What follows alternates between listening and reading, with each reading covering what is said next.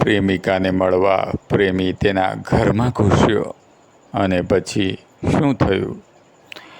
છાશવારે એવી વિગતો, એવી નવી નવી ઘટનાઓ બહાર આવતી હોય છે, પરંતુ જાણે એવું લાગે છે કે લોકો કોઈ ઘટના ઉપરથી કોઈ પણ પ્રકારની શીખ કે સબક લેતા નથી હોતા, અને યા તો પછી એમને કંઈ વાંચવાની આદત નથી હોતી.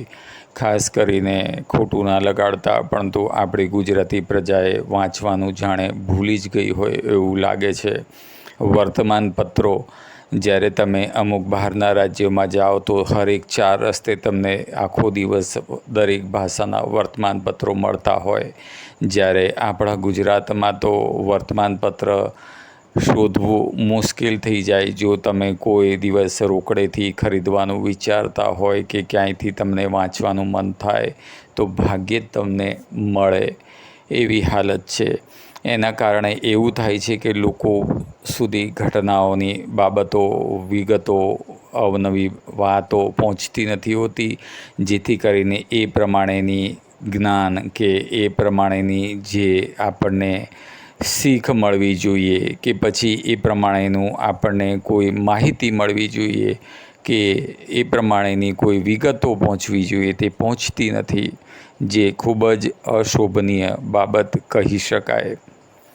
હવે આ વાત ઉપર આગળ વધીએ કે એક પ્રેમી જેને પ્રેમિકા હોય છે, હવે આ પ્રેમિકા હકીકતમાં તો તેને આ પ્રેમી સાથે આંખો મળી અને બંનેને એકબીજા વગર સહેજે ચેન પડતું નહોતું. બંને જ્યારે મળે, તક મળે ત્યારે એકબીજામાં ખોવાઈ જતા, એકબીજાની બાહોમાં રંગરલિયા બનાવતા હતા, અને આ તેમને આદત પડી ગઈ હતી. છાને છપને બહાર મળવાનું તેમને લગભગ થતું હતું, પરંતુ હવે દૂરી તેમનાથી સહન થતી નથી અને તેમને કાંટાની જેમ ખૂંચતી હતી. જ્યારે તેઓ એકબીજાની આગોશમાં સમાઈ જતા ત્યારે તેમને સ્વર્ગનો આનંદ અને સુખ પ્રાપ્ત થતું હતું. એટલે તેઓ હવે સહેજ પણ બહાર જઈને સમય બગાડવા નહોતા માગતા. ખાસ કરીને પ્રેમિકા તો ખૂબ જ આગળ વધી ગઈ અને હવે તો પ્રેમીને તેના ઘરે જ બોલાવવા લાગી. અને મજાની વાત એ હતી, ખરેખર તો ચોંકાવનારી, કે પ્રેમિકા પોતે પરિણીત હતી, છતાંય હવે તે પ્રેમીને દૂર જઈને સંતાતા છુપાતા મળવું એના કરતાં ઘરનો ઘા અને આઘો ન જા, એ ન્યાય, એ કહેવતને અનુસરીને પ્રેમીને પોતાનો પતિ જ્યારે નોકરી ધંધે બહાર ગયો હોય અને બીજા કોઈ ઘરમાં હાજર ન હોય ત્યારે જ બિંદાસપણે બોલાવવા લાગી.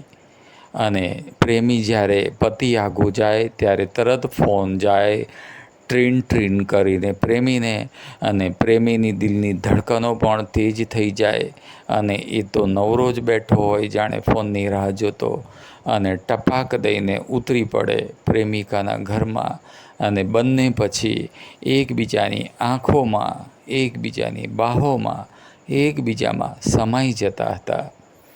આવી જ રીતે એક દિવસ ફરીથી એવો જ સમય આવ્યો કે પતિ જ્યારે બહાર જાય છે ત્યારે પત્ની તરત જ રિંગ જોડે છે પ્રેમીને, અને હંમેશની જેમ પ્રેમી તો ઊભો જ હોય છે અને દોડીને તરત જ જાણે કે ઉતરી પડે છે પ્રેમિકાના ઘરમાં.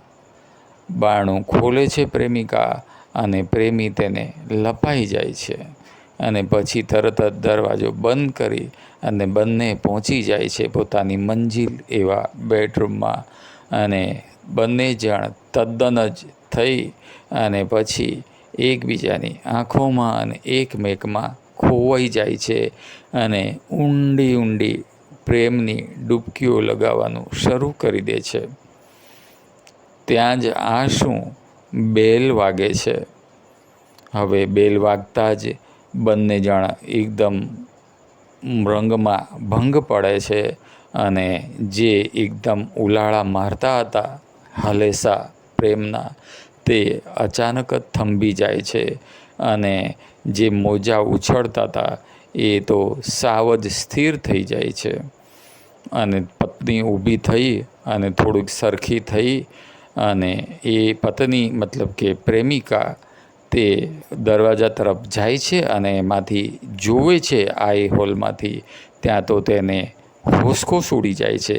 તેણે પાછળ ફરીને પ્રેમીને ઈશારો કર્યો કે મારો પતિ આવી ગયો છે, આ ક્યાં અચાનક અત્યારે ટપકી પડ્યો, એ તો મોડા આવવાનો હતો રાત્રે, અને આ તો હજી ગયો હમણાં, મેં તને બોલાવ્યો ને આ તો અહીંયા પધારી ગયો. હવે બંને જણના રંગ ઉતરી ગયા, ચહેરા પડી ગયા ફીકા. હવે શું કરવું? થથરવા માંડ્યા અને ફટફટ ધ્રુજતા શરીરે કપડાં પહેરવા લાગ્યા. કારણ કે વાત એમ હતી કે આ પ્રેમિકા તો ફ્લેટમાં રહેતી હતી. હવે ફ્લેટમાં તો દરવાજો એક જ હોય અને પાછો ઊંચો માળ, ચોથા માળે રહેતા હતા. હવે પ્રેમીને જવું તો જવું ક્યાં? અને ઘણીવાર એવું થતું હોય છે કે જ્યારે માણસને ડર ખોટું કામ કરતા હોય ત્યારે ડર જ્યારે લાગે ત્યારે તેને કોઈ રસ્તો સૂઝતો નથી કે મન શાંત ચિત્તે કંઈ વિચારી નથી શકતું. એવું જ આ પ્રેમી સાથે થયું. હવે પ્રેમીએ તો હાંફળો ફાંફળો થઈને શું કરવું ત્યાં તો બેલ ઉપરા છાપરી વાગતા હતા. અને જાણે પતિ મહાશય પણ હવે સહન નહોતું થતું કે દરવાજો કેમ નથી ખુલતો, કારણ કે તેને એમ કે પત્ની ક્યાંક સૂઈ તો નથી ગઈ. એમ કરીને તે બેલ ઉપર બેલ મારી રહ્યો છે. બીજી બાજુ પ્રેમી તો તરત જ ગેલેરી તરફ ભાગે છે અને ત્યાંથી પછી એક નિર્ણય લઈ લે છે કે ત્યાં ગટર અથવા તો પાણીના પાઇપ વાળે નીચે ઉતરી જવાનું. અને એ જ પ્રમાણે તે અમલ મૂકે છે અને તરત જ દોડીને ત્યાં પાઇપ ગેલેરીમાંથી ઉતરીને પકડી લે છે અને નીચે ઉતરવાનું શરૂ કરે છે. અને ત્યાં જ આ શું, તેનો હાથ છટકી જાય છે. કારણ કે આપણી લગભગ ગુજરાતી પ્રજા કોઈ પણ પ્રકારની કસરતો ભાગ્યે જ કોઈ કરતું હોય છે, અને એમાં પણ આ તો આખા શરીરનું વજન ઉચકવાનું, અને તે હાથ પાતળા પાઇપ ઉપર પકડીને કેવી રીતે સરકી શકે? અને તે પોતે સહન ન કરી શક્યો પોતાનું જ વજન, અને પ્રેમી મહાશય તો હાથ છટકી ગયો અને ધીમે ધીમે ઉતરવાને બદલે સીધા ભોંય તળિયે ભફાક કહીને પટકાયા. અને પછી તો શું, એમણે તરત જ પહોંચી ગયા એક જ ઝાટકે સ્વર્ગનું સુખમાંથી પાઇપ વાટે નીચે ઉતરતા સીધા જ સ્વર્ગમાં પહોંચી ગયા. અને ખરેખર તો દુઃખની કે વિચિત્ર વાત તો એ હતી કે પ્રેમી મહાશય પોતે પણ પરણેલો હતો અને પોતાની પત્નીને દગો આપી રહ્યો હતો. આ બાજુ પ્રેમિકા પણ પરણેલી અને પોતાના પતિને દગો આપી રહી હતી. પરંતુ આવી રીતે ખોટું કામ કરવા જતાં ખોટી સ્થિતિમાં પોતે ખોટો અંત અકાળે પામ્યો. આવો પ્રેમી. તો મિત્રો, આ વિશે તમારું શું માનવું છે કે જીવનમાં જ્યારે જીવનસાથી સાથે બેવફાઈ કરીએ તો શું થાય, જેવું આ લોકો સાથે થયું? હકીકત છે કે નહીં? કોમેન્ટમાં જરૂરથી જણાવજો. વિડીયોને લાઇક કરજો, ચેનલ સબસ્ક્રાઈબ કરજો. વિડીયોને લાઇક કરો છો તો વધુને વધુ લોકો સુધી જાગૃતતા પહોંચે છે.